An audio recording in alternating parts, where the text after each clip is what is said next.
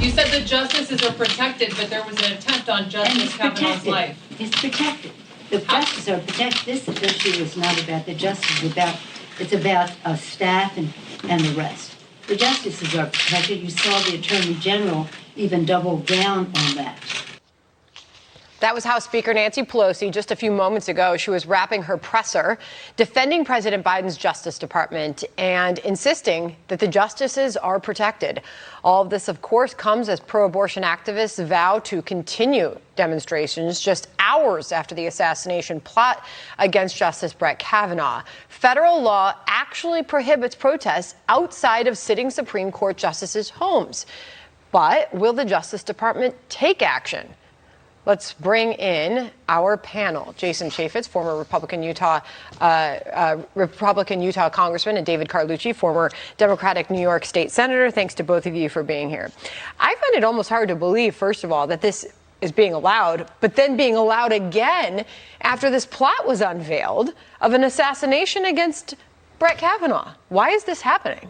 It keeps happening because they don't enforce the law. It's that simple. If the Department of Justice would enforce the law, start arresting people, putting handcuffs on people, guess what? It would probably dry up and people say, oh, there's a consequence. I better not do it. But that's not the way they're rolling there in Biden land. David, I mean, the justices need protected. You've got this bill in the Senate that's sitting there in the House gathering dust. Apparently, they're trying to make it bigger and better. Sherry Bustos just joined us, said that's the idea, to protect the staffers and the law clerks. But how about additional protection for the family members of these justices? Well, that's right. I think now with the climate that we've seen just keep ratcheting up on both sides, that it shows that our justices need protection, their family needs protection, as well as the staff that's working in the court. And that's why I think this is important that we get it right, that this legislation passes and it does what it's supposed to do, is to protect the justices, protect their families. But I think this is all comes from the rhetoric on both sides. Both sides. Leaders, both sides, absolutely. The leaders need to dial down the rhetoric, stop the extremists by giving them this poison. Well, why don't we start by addressing the rhetoric on the Supreme Court steps in 2020 of Chuck Schumer? I also just asked sitting member of Congress, Sherry Bustos, a Democrat, about that. She said it's not her style. I don't know if that's an all-out condemnation of his words on the steps of the Supreme Court that day. And then here's Dick Durbin's response today, butted together. Let's listen. I want to tell you, Gorsuch, I want to tell you, Kavanaugh, you have released the whirlwind and you will pay the price. I can't believe that a statement made by the majority leader months ago, maybe years ago, I don't know when it was made, was the reason for this individual deciding to stalk the Supreme Court justice. As a general rule, we should all temper our rhetoric some.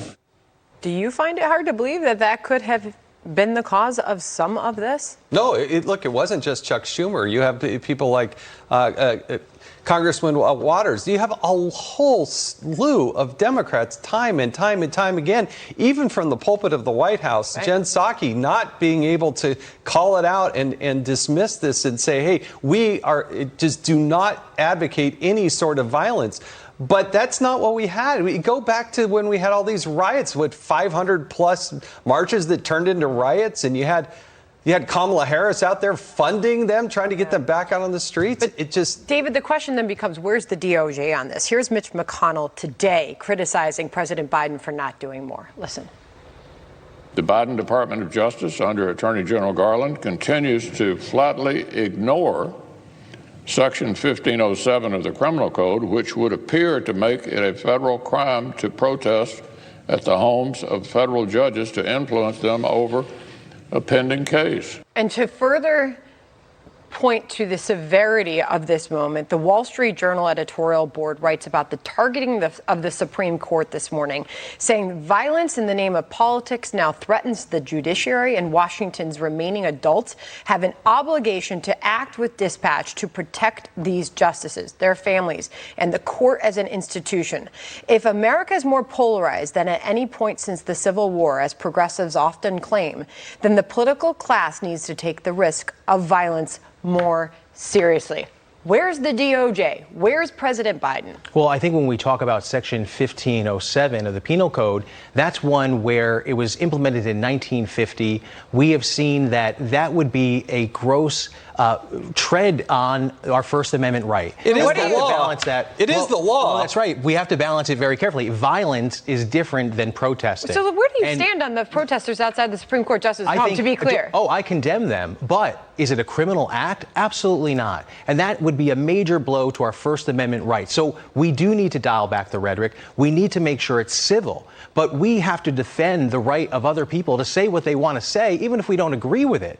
If they want to make a fool of themselves, that's up to them. But when they draw, where we draw the line is on violence and intimidation, and that can't happen. When you have a Supreme Court justice, a federal judge, with a pending case, you cannot go to their home and do these kinds of things. That's intimidation. And that is not what the law provides. Enforce the law. You can protest all you want. That's the American way. Do it in front of the Supreme Court. Do it some other, but not at their home with their kids. Do you think we'd be looking at a much different response from the White House and this Justice Department had this been on a liberal Supreme Court justice? I mean, and protests I'm and not sure of demonstrations that, because outside I their think homes? this 1507 it brings into question the impediment on the First Amendment right. We have to be careful, but I think it would be something that we have to condemn. But to charge them criminally for standing on someone's sidewalk, we could start with condemnation. That would be good. I don't know that we're even getting that. Yeah. Well, I think we need to do it on all sides. And I think this is the important stuff. The quest to dial back the rhetoric and say, look, we don't agree, but let's be civil. Let's come to the table. Okay. Well, thank you, gentlemen, for the conversation. Appreciate it very much. And good to see you in studio here. Thank you. Thanks for having us. John.